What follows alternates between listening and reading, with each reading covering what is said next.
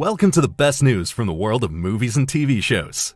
We finally get to see the first pictures of Henry Cavill as the new Highlander. There are exciting rumors about a new Deadpool movie, as well as the casting for the next Black Panther. Taika Waititi reveals details about his Star Wars film, and Chris Pine makes a clear statement about the new Star Trek adventure. All this and much more, now in the KinoCheck news. There can only be one? As if. Henry Cavill is the new Highlander, and he's just shared the first images from the reboot on Instagram. The new adaptation isn't holding back when it comes to the cast. It includes Henry Cavill as Connor McLeod, Russell Crowe as his mentor Ramirez, as well as Dave Bautista, Karen Gillan, and Jamon Hansu. Behind the camera is John Wick director Chad Stahelski. So we can expect some absolutely spectacular fights. After Cavill suffered a leg injury last year, filming is kicked into high gear. However, the release date is still to be announced. What do you think of the look of the new Highlander? Is this the perfect role for Henry Cavill? Or will no one be able to top the original anyway? After Deadpool and Wolverine, fans have been eagerly waiting for another sequel. Now, Puck Magazine reports that Ryan Reynolds is indeed working hard on the next Deadpool movie. While there's no official announcement from Marvel, a sequel is pretty much a given after a box office take of over $1.3 billion. Things get even more exciting when it comes to the story. Current rumors suggest that another ensemble adventure is planned.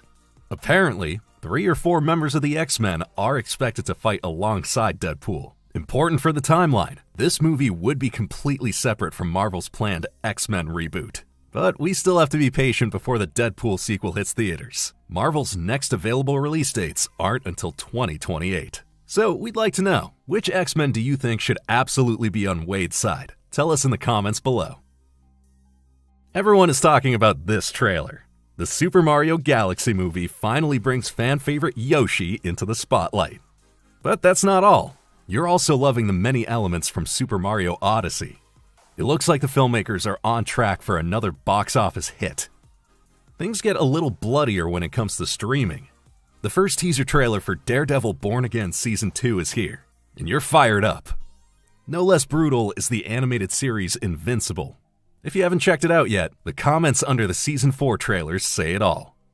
With the KinoCheck app, you can see what's new on streaming every day. No costs, no annoying ads, just KinoCheck. Jason Statham is ready for more. The Beekeeper 2 finally has a release date. On January 15th, 2027, the Beekeeper with a preference for violent conflict resolution will return to the big screen. However, there's an exciting change behind the camera. David Ayer is passing the baton to Timo Chianto. The man is known for extremely hard-hitting action, as in The Night Comes for Us, and he most recently directed Nobody 2. So he knows exactly how to pack a punch on screen. As for the cast, Jeremy Irons and Emmy Raver Lampman are back. Joining them are Pom Klementif and Yara Shahidi. The story is still under wraps, but honestly, does it really matter? For those who can't wait until next year to see Jason Statham in action again, his new movie Shelter has just hit US theaters on January 30th. Finally, some progress on Taika Waititi's Star Wars film. The director has now submitted a finished script to Lucasfilm. His approach? I'm just trying to go back and harness a little bit more of the fun from the original films. The stakes are very high and there's serious things going on, but there's also a lot of fun to be had in those films. Now, he already has experience with Star Wars. For example, he directed the epic finale of the first season of The Mandalorian, and also voiced the droid IG-11. How the project will proceed is still unclear. Behind the scenes at Lucasfilm, there's been a major shakeup. Kathleen Kennedy has stepped down as president, and Dave Filoni and Lin-Manuel Brennan have taken over. So whether and when Waititi's film will hit theaters remains in the air. How do you feel about this? Does Taika Waititi's quirky humor fit with Star Wars, or should he steer clear of it? Have you also been waiting for Star Trek 4 for years? Then you'll need to be strong now. Chris Pine was asked at the Sundance Film Festival whether he would ever return as Captain Kirk, and his answer was a gut punch for his fans. You probably know more than I do. In other words, Paramount probably has no plans for the old crew. Now, a new Star Trek movie is indeed in the works by the team behind the Pine-starring film Dungeons & Dragons: Honor Among Thieves. But apparently, he's not involved in their new sci-fi project. His farewell message to the studio: have fun, good luck, live long and prosper. What do you think? Do we need Star Trek 4 with the old crew? Or is a complete reboot without Chris Pine the right way to go? Who will be the new Black Panther? For a long time, F1 star Damson Idris was considered the top favorite for the role. But now, a new exciting name has emerged: Aaron Pierre. According to insider Daniel Rickman, the Rebel Ridge star is already in talks with Marvel. However, this reportedly is not about a recast of T'Challa, but rather about his son. To make the generational shift work, the character could arrive from a future timeline. The goal? An appearance just in time for the mega event Avengers: Secret Wars in 2027. Allegedly, the new Black Panther would then take on a leading role in Black Panther 3, which is planned for 2028. According to the latest reports, Shuri was originally supposed to return as Black Panther in the film. This sounds like an exciting battle over T'Challa's legacy. What do you think? Epic Gundam robot action on the big screen. This dream now seems to be fading. According to new reports, the Gundam live-action feature adaptation starring Sydney Sweeney won't be released in movie theaters. Instead, it'll go straight to Netflix. Details about the plot are still under wraps, but insiders suspect the movie will take inspiration from the anime series The 08th MS Team. That means intense battles between giant combat robots in the jungles of Southeast Asia and a forbidden love story. Sydney Sweeney is set to play a fighter who an officer from the opposing side falls for. A release date for the live-action adaptation has not been announced yet. The Gundam franchise is the pioneer of the so-called mecha genre, and today includes over 80 series and movies. Its merchandising alone generates $600 million in annual sales. Filming for How to Train Your Dragon 2 has begun. The cast of the new characters in particular is generating a lot of interest. There's Dragon Trapper Eret, for example. He's played by Ted Lasso actor Phil Dunster in the live-action sequel. The role of the ruthless warrior Drago Bloodfist is taken on by Olafur Darri Olafsson. Hiccup's mother Valka is portrayed by Hollywood star Cate Blanchett, who already voiced the character in the animated film. Of course, Mason Thames, Nico Parker, and Gerard Butler are also returning for the sequel. How to Train Your Dragon 2 is scheduled to hit theaters on June 11th, 2027. What do you make of the new cast? Do the actors fit the popular original characters? And did you like the first movie? At least at the box office, the remake was a huge success. Which piece of news impressed you the most? Please remember to like this video if you'd like to support us. Until next time, your KinoCheck team. And in case you missed it, here's more news that will pique your interest. The wave of Doomsday teasers seems to be over. And despite all the rumors, there was no sign of Dr. Doom. Instead, new leaks are now sparking heated discussions online. These leaks concern nothing less than the movie's opening scene. Several insiders describe a kickoff that's said to eclipse everything else. Here's a description of the leaks, so be warned about spoilers, should the rumors turn out to be true. Allegedly, we see Tobey Maguire's Spider-Man right at the beginning, though entirely in CGI. The story supposedly takes place in an alternate reality. Here, Peter Parker fights alongside Dr. Octopus against the X-Men, including Hugh Jackman's Wolverine. But then comes the bombshell. Peter dies, and his universe is destroyed. Well, what a starting point for the new big Avengers adventure.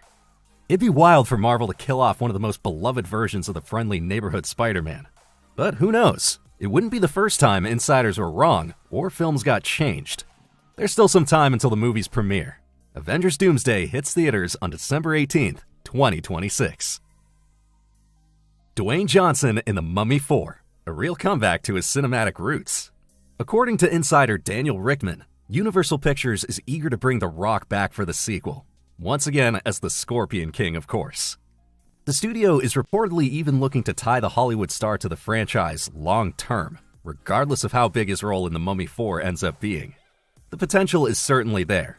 Back in 2002, the Scorpion King already received a solo film. Since then, there have been 4 more movies, though without Dwayne Johnson. The cast of the Mummy sequel is already generating excitement among fans, as Brendan Fraser and Rachel Weisz are also returning to their roles. A reunion with the Scorpion King would make sense. After all, he was a part of their last joint adventure at the end of The Mummy Returns. By the way, the movie will be directed by the filmmakers behind Scream 5 and Scream 6. However, be careful not to confuse it with another completely different Mummy film coming out in April, directed by Lee Cronin. Although this movie was originally intended to be part of the franchise too, it now has nothing to do with the official sequel. But what do you think about Dwayne Johnson's possible comeback? Are you excited to see the Scorpion King again? Or is this already too nostalgic? We'd love to hear your thoughts. Finally, some progress on the new DCU Batman. With The Brave and the Bold, we're getting a second Dark Knight alongside Robert Pattinson. And now it looks like we know who's writing the story.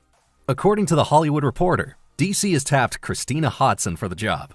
You might know her as the writer of The Flash and Birds of Prey.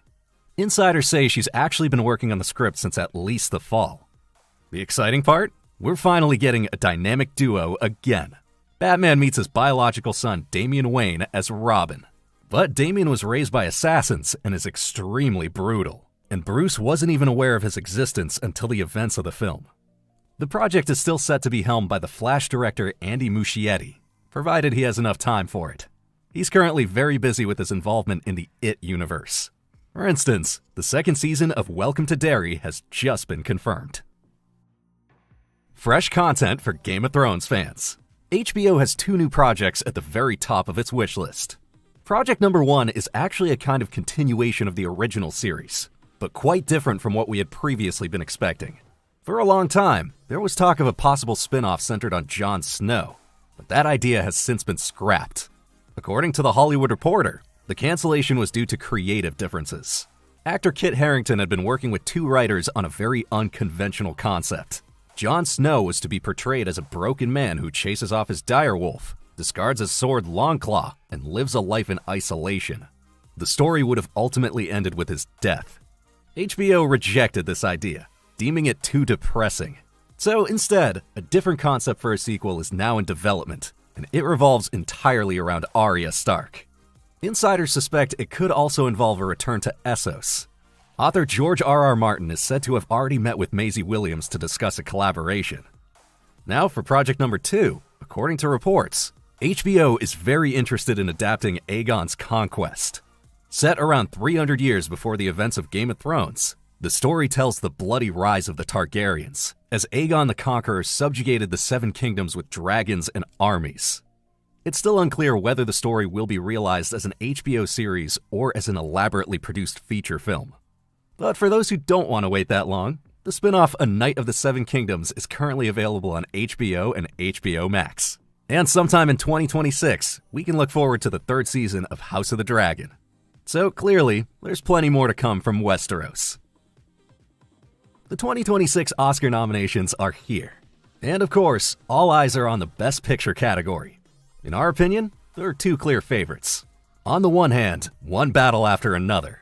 Paul Thomas Anderson's masterpiece starring Leonardo DiCaprio about the absurd struggles of a former revolutionary. The movie has already cleaned up big at the nominations. The biggest competitor?